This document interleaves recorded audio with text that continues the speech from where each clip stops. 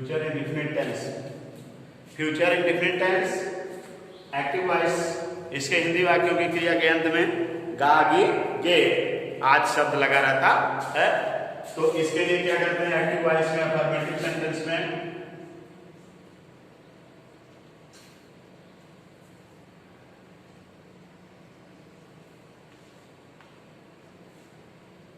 सबसे पहले सब्जेक्ट के बाद विल या शैल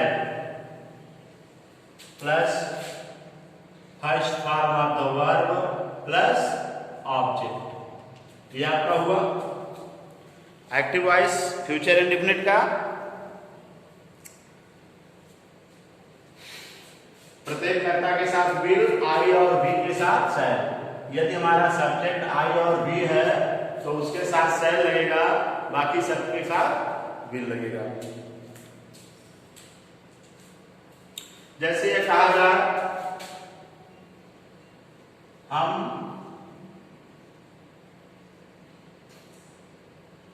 किताब पढ़ेंगे, हम किताब पढ़ेंगे, तो क्या हो जाएगा, सब्जेक्ट है वी, अब वी के साथ शैल लगेगा, we shall read book, we shall read book.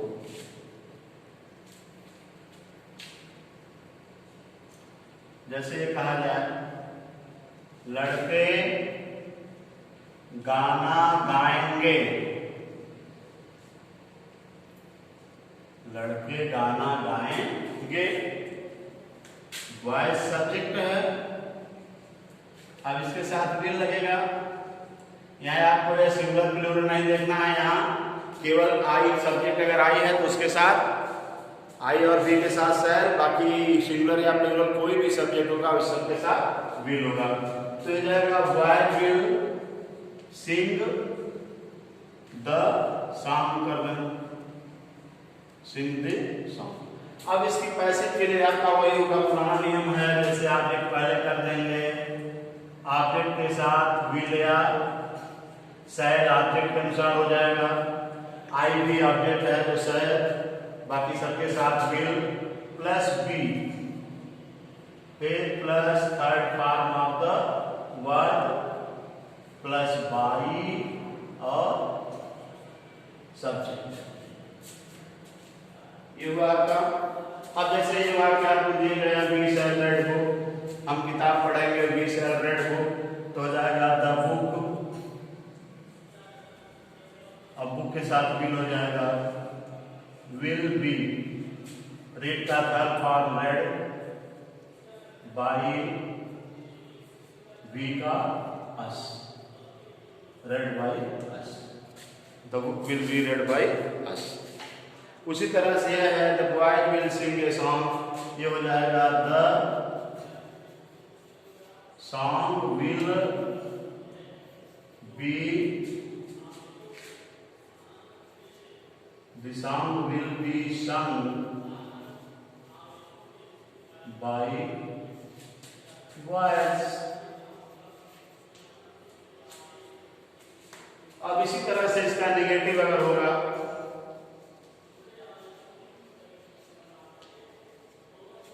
Negative में क्या करेंगे, विल और शैल के बाद नॉट हो जाएगा आपका।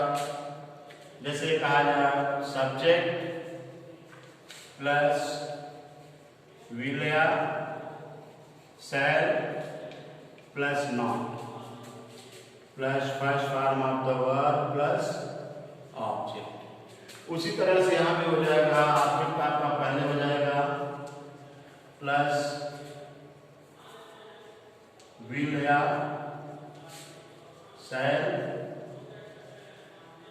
Plus not be plus third form of the verb plus by और फिर सब्जेक्ट।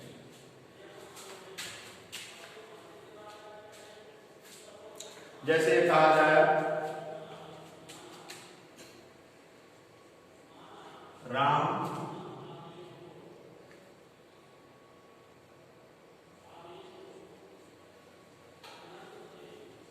राम मछली नहीं पकड़ेगा।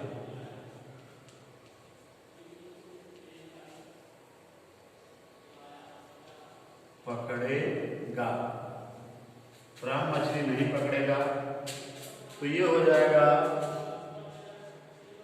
राम विल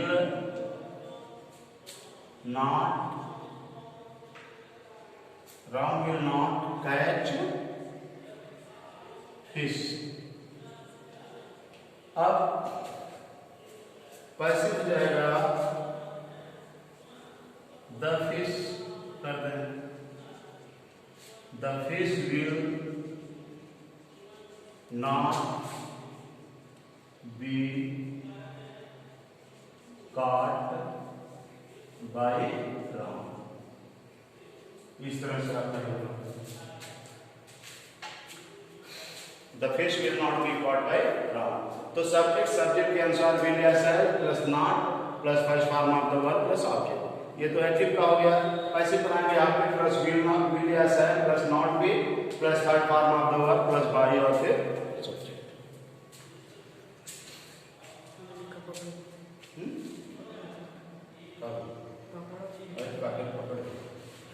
नीचे कितना लग जाएगी।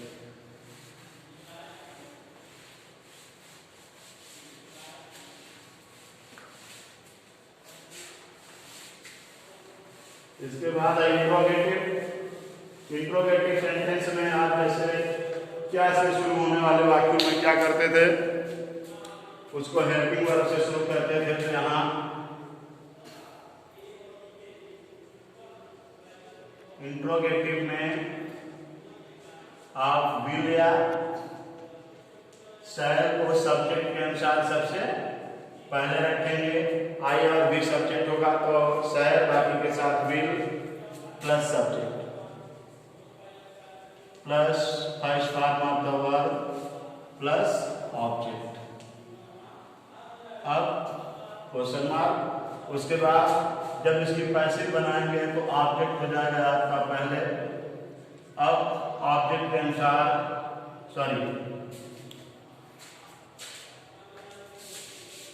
पैसिव बनाएंगे तो विल या शैल सबसे पहले होगा प्लस ऑब्जेक्ट होगा। ऑब्जेक्ट के अनुसार आप विल या शैल को लगाएंगे प्लस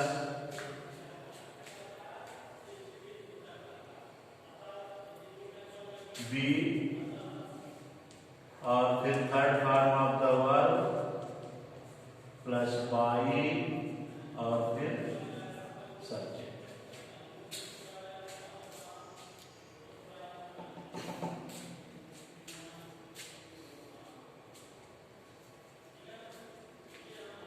अब जैसे कहा जाए क्या हुआ,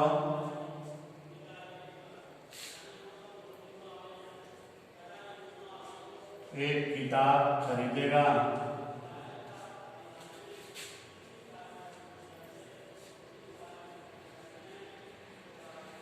क्या हुआ, एक किताब खरीदेगा। तो ये हो गया आपका विल, और विल ही हो जाएगा by a book. Will he by a book. अब पैसे बनेगा, ये बुक हो जाएगा, ये बुक के अनुसार मिल जाएगा। Will a book be, will a book be bought, BOUGHT, by bought bought by he का him. Will a book be bought by him?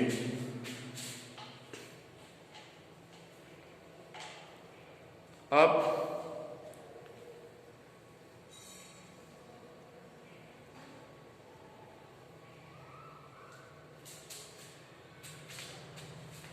जैसे कहा जाए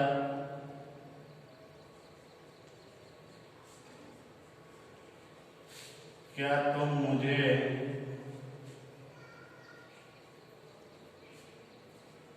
एक कलम दोगे,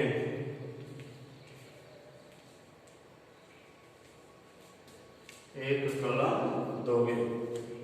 अब यहाँ देख रहे दो ऑब्जेक्ट है, मुझे और कलम, किसी एक को आप लेकर बना सकते हैं पैसे। तो पहले इसका आप ट्रांसलेट करेंगे, ये हो जाएगा will you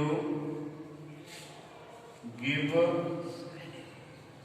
me a pen, will you give me a pen. अब या तो आप मी को लीजिए या पेन को लीजिए, दोनों से किसी एक को लेकर बना सकते हैं, दोनों को हम लेकर बना सकते हैं। अब जैसे ये कहते हैं हम आई लेने रहे हैं तो शैल हो गया, shall I be given a pen by you, shall I given a pen by you. अब पेन को ले लेते हैं तो ए पेन हो जाएगा, ए पेन के साथ आ जाएगा विल, विल ए पेन